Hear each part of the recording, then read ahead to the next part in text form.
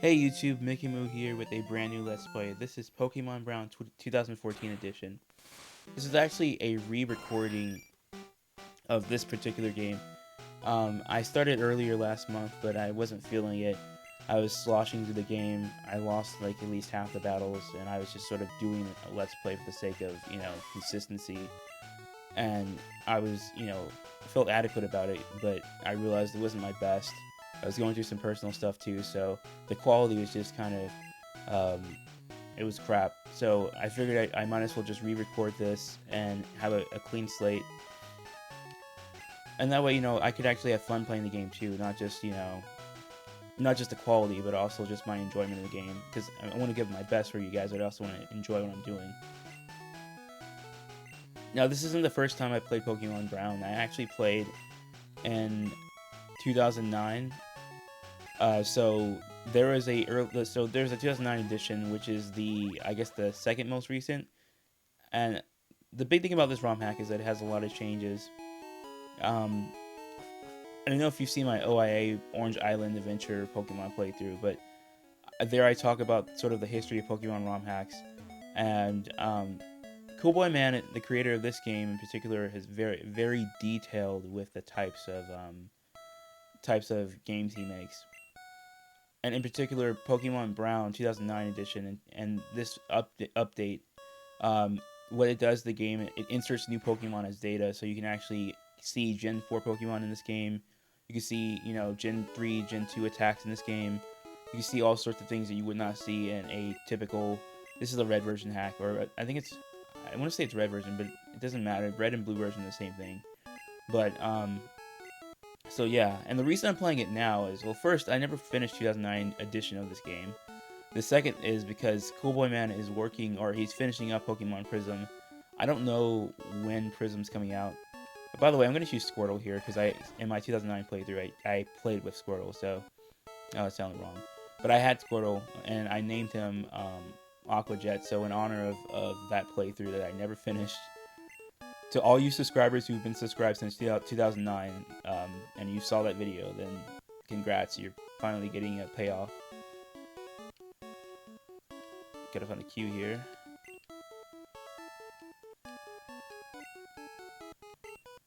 So yeah, this hack is really complex. Like, it adds new Pokemon and new regions. It's a new region basically. But new Pokemon, new encounters, new updated location encounters, stuff like that. I mean, typically, a lot of the older hacks were just map edits. That's it. Encounters are kept the same, battles are kept the same. Just, maybe some dialogue changes here and there. But this ROM hack goes a step above and beyond. But it's interesting. The history of this ROM hack is actually much older than 2009. The 2004 version of this game, which is a complete game in itself, is like one of those earlier ROM hacks I've been talking about. The 2004 version of Pokemon Brown is just sort of like the region called Region is the same, but there are no, obviously no Gen 4 Pokemon in the oldest version of this game. It wasn't until the update recently, 2009, I mean, that you saw this sort of more nuanced developments in I guess Game Boy ROM hacking. I'm kind of rambling here. I had a much better dialogue in my first recording. I'm so pissed that that the entire, I don't know, it wasn't a good playthrough. I just had to ditch it.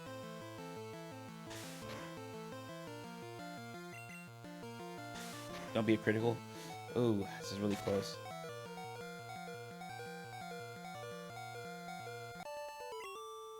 I wish you could name your rival, because Mura is kind of a weird name to me.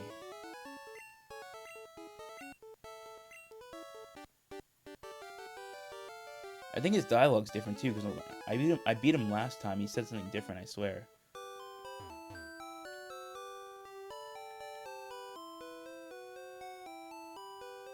I've been kind of rambly, but my point is basically, ROM hacks of Pokemon have come a long way. Especially this game. I mean, 2004 edition was a great game. I never completed that version either. There's a pattern here. But when I think it was in middle school when I was playing it, I was impressed. I mean, you had basically a new game for me was just any new region, basically. That felt new to me. So, seeing this ROM hack progress has just made me really happy. And when I saw the 2009 edition, I was, ecstatic. I never played it all the way through, like I said. You can go back to the old playthrough. I'll probably link it. And I was impressed. But the 2014 edition, there's not many changes. I think he only added, Coolboyman, the creator, only added Sylphion, I think, to this edition. It's pretty much the same as the 2009 edition, but it's a small change like that that kind of, might make it worth to play the newest version. And the reason I'm playing this is because, I don't know if I mentioned, but Coolboyman has a game called Pokemon Prism, which is a sequel to this game.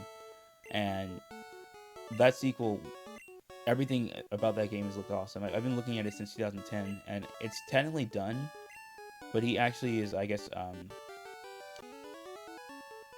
he's enhancing the integrity of the code. I don't know exactly what he said, but he was saying that he wanted to make the hack of Crystal version rather than just of, it was originally a Gold version hack. So it will give him more flexibility in making developments or in editing the game. But it's pretty much the game's been done for a while. He's just going over, making some final finishing touches, and yeah. But that game has looked awesome. It's really awesome. You should look into it if you're curious. But I'm playing through Brown now so that I can kind of be ready for a Prism version.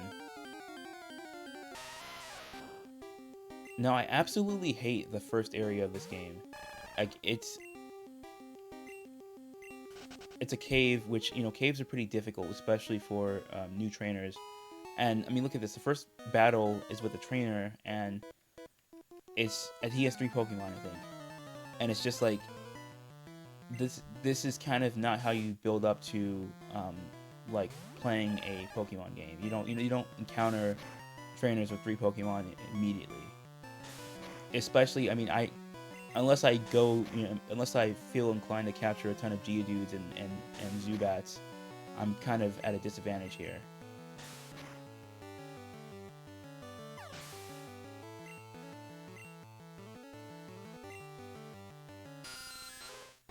But luckily his Pokemon are only level 3, but I think the trainers here level up pretty freaking quickly.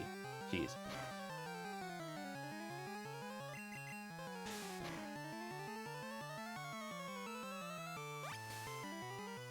Now I'm going to try and keep these segments under, 20 minutes, because I know with the Pokemon OIA, I rambled on some of the segments for as long as 40 minutes, and it wasn't really good. I mean, I get that. I think my recording quality and my sense of narration are better now. It's been, I think, 2 years since that game, so. But I would like to at least get through half the cave in this playthrough, because I kind of don't want to play it again. We also have to catch some Pokemon too, so I'm not really looking forward to that. Oh, you know what? I forgot something. There's a potion, I think. I don't know if you noticed, if I hold down the B button, I can run. So yeah, anyway, there's a potion in the PC, like in the original red version. I wonder if I should go back and get it.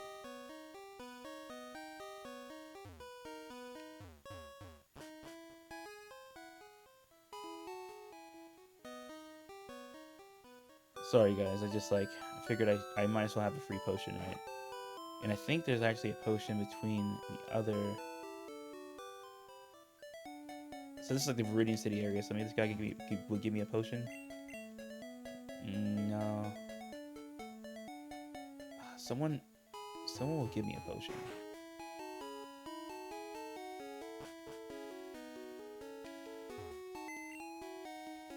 So even though it's a new game, it has similarities to, if you've ever played any of the original games, it has similarity to those. Or the Fire Red, Leaf Green remakes, which, those are pretty good games too. I have Leaf Green, played it in middle school, so nostalgic about that. I think he gives me a potion. You can never have too many potions, especially if I only have one Pokemon to take on like an entire cave full of trainers.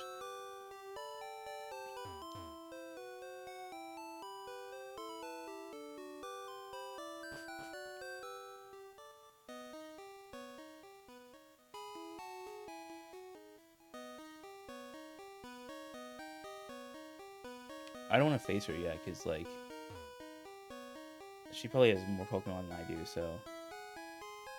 But I'm not encountering anything. That's so weird. That is so weird. I wasn't encountering anything. I was running around like a crazy person.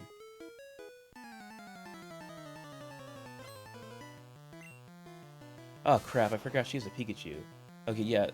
Starting out with Squirtle is kind of not nice. It's not good, because... I know lasses have cutesy Pokemon, but, like, this is kind of absurd. Yeah.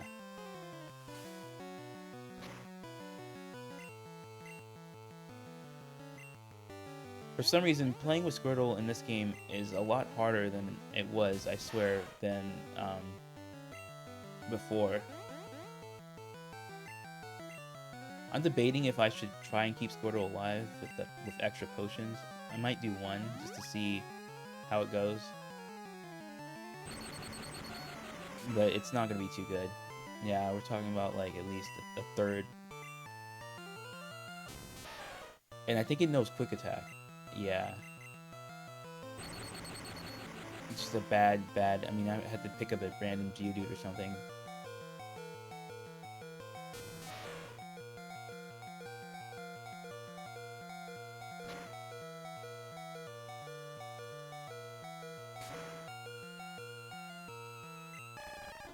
I'm not really into, like, catching, like, random Pokemon, because I don't want to have a Geodude in my party. Like, it's not really, like, ideal, but if I have to catch one, I guess.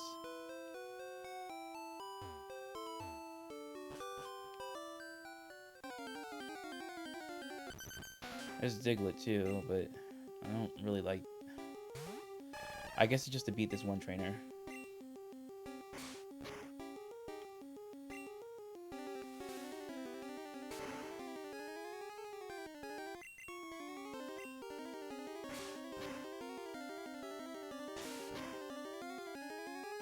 Damn it. Guess it doesn't matter.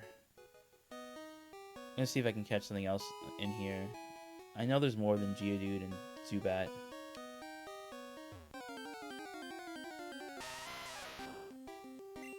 Or I could just train Squirtle, I guess, until I get him to a higher level.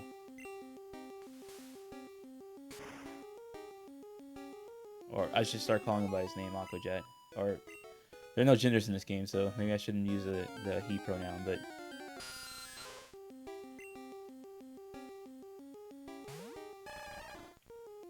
Now that I think of it, Aquajet is just a printer's name. I don't know why I used that in my first playthrough.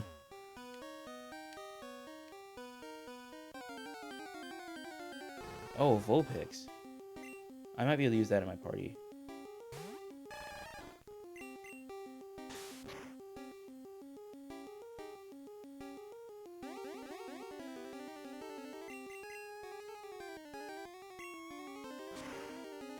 So yeah, I don't really choose Pokemon on the basis of stats or like EVs, which aren't in this game, but just aesthetic.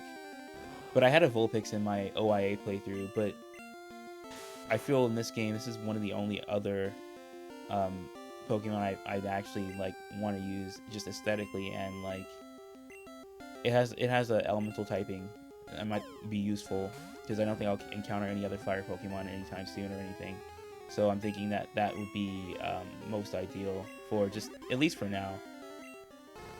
Should I give it a nickname?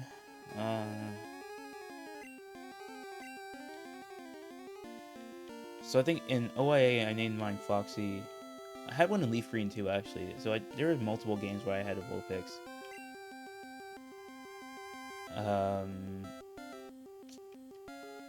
Let's go with...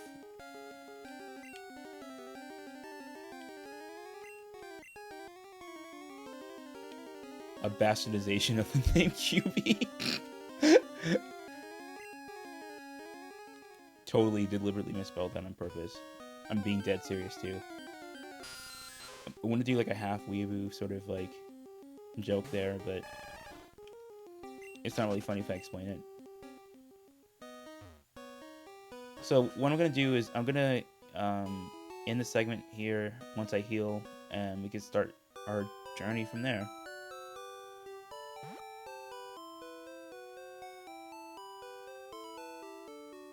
sucks that there's no Poke Center in Gravel Town, so you have to go all the way to Seashore City. Damn it!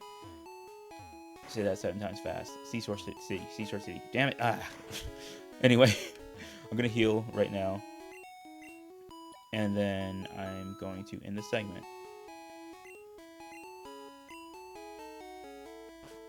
All right, YouTube. See you guys next time.